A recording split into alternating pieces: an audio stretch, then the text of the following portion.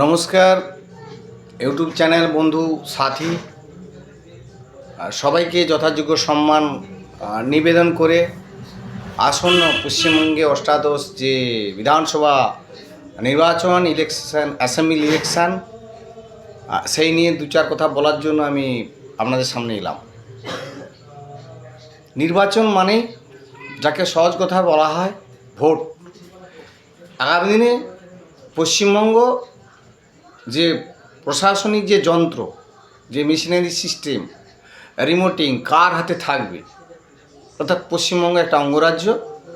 ভারতবর্ষে যে 28টি রাজ্য রয়েছে সেই অঙ্গরাজ্য পশ্চিমবঙ্গ সহ 5টা রাজ্যে নির্বাচন হবে। আমাদের পশ্চিমবঙ্গের নির্বাচন দুটা দফে হবে, 23 এবং 29। তো স্বাভাবিকভাবে এই যে ভোট, এই ভোটটা মানে কী বলা যেতে পারে যে ত্রিস্তরীয় পঞ্চায়েত নির্বাচন, লোকসভা নির্বাচন, বিধানসভা নির্বাচন, পৌরসভা, স্কুল কলেজ ইউনিভার্সিটি এই নির্বাচন নয়, সমবায় সমিতি নির্বাচন নয়, একটা রাজ্য সরকারের পালাবদল নির্বাচন। এই নির্বাচন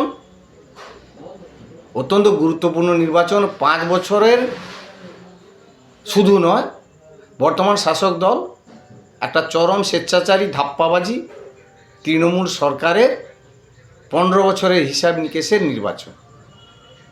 হিসেব নিকেশটা এই কারণে আমি তৃণমূল সরকার, আমি তৃণমূল সুপ্রিমো, যাকে আমার ভাষায় বলি হিটলার মুসোলিনির থেকেও ছাড়িয়ে গেছে সেই মাননীয়া পিসিমা, কেউ কেউ বলে, কেউ মমতা দেবী বলে, কেউ মমতা বলে, যার ভাষায়। তা আমার সম্পর্কে আমি পিসিমা বলতে পারি, রাজ্যের একটা মুখ্যমন্ত্রী বলতে পারি, একটা চরম ধাপ্পাবাজ। আমার এই ভাষাটাই শেষ কথা। কেউ খাবে কেউ খাবে না, তা হবে না তা হবে না, অ্যাপ্রুভ যারা গভর্নমেন্ট জব করে এই ডিএতে চলে না। যখনই কোনো আন্দোলন করতে যাওয়া আছে ঘেউ ঘেউ ভাষা বলেছিল।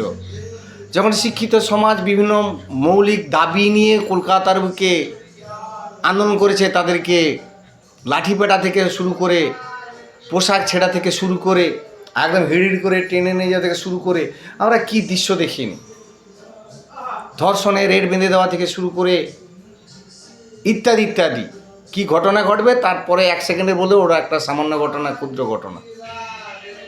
আবার চাকরি বাকরি থেকে শুরু করে সমস্ত দুর্নীতিকে ঠেকা দেওয়ার জন্য আপনার সবার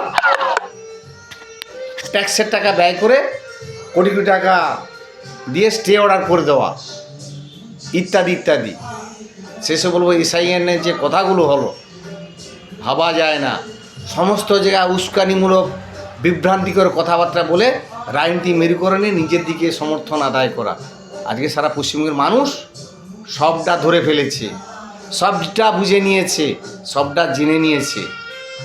এত উন্নয়ন, এত কিছু, তারপরেও কেন এত চিৎকার চেঁচামেচি? আগে দিয়ে স্টেজে আগুন লাগিয়ে দেওয়া, 2 নম্বরই কোনো কিছু ক্ষেত্রে বাকি নেই। মানুষের মনের মণিকোঠা দাগ করে নিয়েছিলেন। মানুষ হাসতে হাসতে আপনাকে দুয়ার তুলে আশীর্বাদ করি, কিন্তু সেই আশীর্বাদও পাওয়ার কথা। আপনার 16 আনা পাপে পূর্ণ হয়ে গেছে। 15 বছর জমানা আপনার সঙ্গে যারা স্বজন পোষণ করে রয়েছে তাদেরই উন্নয়ন হয়েছে। বাকি গরিব দুঃখী সাধারণ নিরপেক্ষ তাদের দিকে আপনি একটুকুও দেখেননি, তাদের হয়ে একদমও ভাবেননি। দুর্ভাগ্যের বিষয়।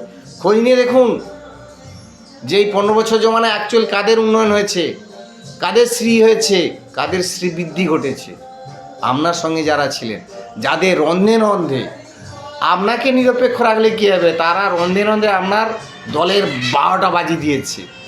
অতএব আপনার দলের যারা কার্যকর্তা কর্মী বিভিন্নভাবে কাজ করছে, এদেরকে সংযত হয়ে একটু সংগঠন করতে বলুন। আগামী দিনে নিশ্চয়ই চলার পথে পাথেও মানুষ পালাবদল করলে আপনাদের মঙ্গল, আমাদের মঙ্গল। যদি আবার আপনারা ক্ষমতায় আসেন, হয়তো আমরা ভারতীয় জনতা পার্টি করি, আমাদের উপর আক্রমণটা বেশি হবে, কিন্তু যারা তৃণমূল করেন আপনাদেরও কম আক্রমণটা হবে না। কারণ আপনি স্বজন পোষণ রাজনীতিটাকে ভালোবাসেন। নিরপেক্ষতার কোনো প্রশ্ন নেই। আমরা আপোষহীন সংগ্রাম করি, আর আপনি আপোষে সরকার চালান, এভাবে হয় না। সরকার একটা নিরপেক্ষ দৃষ্টিভঙ্গি নিয়ে তার শাসন কাঠামো পরিচালিত হবে। আপনি একটা দেশের সরকার চলছে, কেন্দ্রীয় সরকার, আপনি নিজেকে মনে করছেন আমার পশ্চিমবঙ্গ একটা আলাদা দেশ, আলাদাভাবে চালাবো। প্রত্যেকটা ক্ষেত্রে সংবিধানের যে সিস্টেম সেটাকে আপনি ব্রেক করছেন। এটা হয় না, এভাবে চলতে পারে না। মানুষ আপনাকে প্রত্যাখ্যান করবে তৈরি। সেলফ হেল্প গ্রুপের মিটিং করছেন, হ্যাঁ মায়েরা মিটিং করুন, মাতৃশক্তি মিটিং করুন, আলোচনা করুন। আপনার দলের কর্তা ব্যক্তিরা কেন চেয়ারে গিয়ে বসে আছে? ওদেরকে তো কোনো দিন এই সেলফ হেল্প গ্রুপে মিটিংয়ে পাওয়া যায়নি। কি পাওয়া যায়নি? ওই 2-1 টাকার ললিপমের মতো বিস্কুট ধরিয়ে বাড়ি পাঠিয়ে দিচ্ছেন। হয় না, এবার হয় না। ওদের একটু খোঁজখবর নিতে বলুন। ওরা যারা সেলফ হেল্প গ্রুপে যাচ্ছে ওদের ইনকাম কি, ওদের ইন্ডাস্ট্রি কি, এত লাইফস্টাইল কোথায় ছিল, ওদের অ্যাসেট প্রপার্টি কোথা থেকে বাড়লো, কী করে? ওই মায়েরা ভালোভাবে চিনে জানে ওরা কি করে, কোথা থেকে ওদের চলে। দয়া করে মায়েদের লক্ষ্মীর ভাণ্ডার বন্ধ করার ধমকানি চমকানি দিয়ে কিচ্ছু লাভ হবে না।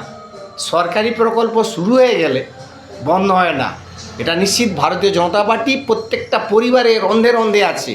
তারা তাদের পরিবারে মাতৃশক্তিকে কন্ট্রোল করবে, আবার মাতৃশক্তিও তাদের পরিবারে আরও যারা সভ্য রয়েছেন ভোটার তাদের কন্ট্রোল করবে। অতএব আমি যেটা মনে করি বন্ধু, ভোট উৎসব পালন করুন। ভোটটা নির্দ্বিধায় যে যার ভোট তাকে দিতে বলুন। নির্বাচন কমিশন নিরপেক্ষ নিঃসন্দেহ ভোট উৎসবের মতোই ভোটটা হবে। এই কথাগুলো বলে আবার একটা ভিডিও নিয়ে আসবো সবার সামনে। ধন্যবাদ, টাটা। শুধু গণতন্ত্রপ্রেমী মানুষ, সুবুদ্ধি সম্পন্ন মানুষ, সচেতন মানুষ। পশ্চিমবাংলার কিন্তু এবারে সরকার পালাবদল হবে। এটা পশ্চিমবঙ্গ বিধানসভার ভোট। বিজেপি নিপাত যাক, বিজেপি দূরহাটা, হঠাৎ দিল্লির ভোট এখন বাকি আছে। এটা পশ্চিমবঙ্গের ভোট, অর্থাৎ যে সরকার চালাচ্ছিল তার বিরুদ্ধে ভোট, অর্থাৎ বিজেপি এবার সরকার নিশ্চিত হবে। এই বিষয়ে কোনো সন্দেহ নেই, কোনো সন্দেহ নেই, কোনো ঝামেলার দরকার নেই। নিশ্চিন্তে সবাইকে ভোট দিয়ে দেন। আপনারা সুবিধা করুন, আমরা ভারতীয় জনতা পার্টির সঙ্গে আছি, সাথে আছি। কোনো ঝামেলার দরকার নেই। দিন যত আসবে উন্মাদনা বাড়বে, আমরা আবার আমাদের কর্মজীবনে ফিরে যাব। রাজনীতি করতে ভালোবাসি, আপনারাও ভালোবাসেন, মিলেমিশে হোক না। সাধারণ মানুষই তো ভোট দেবে, দুহাত তুলে তারা ভোট দেবে, আস্তে আস্তে ভোট দিবে। ভোটে হার জিত হবে, খেলা মানেই তো হার জিতের খেলা। ধন্যবাদ। ভোট মরশুম, সবাই আনন্দ উপভোগ করুন। ভোটে আমরা সবাই মেতে উঠি, যে যার ভোট সে তার দিক, পদ্ম ফুলের ডোর দিক, পদ্ম ফুলে বোতাম চিহ্নে আমার মহিষাদল বিধানসভা সুভাষচন্দ্র পাজাকে সমর্থন করবেন, দুহাত তুলে আশীর্বাদ। ধন্যবাদ, টাটা। আবার দেখা হবে কোনো একটা ভিডিও নিয়ে।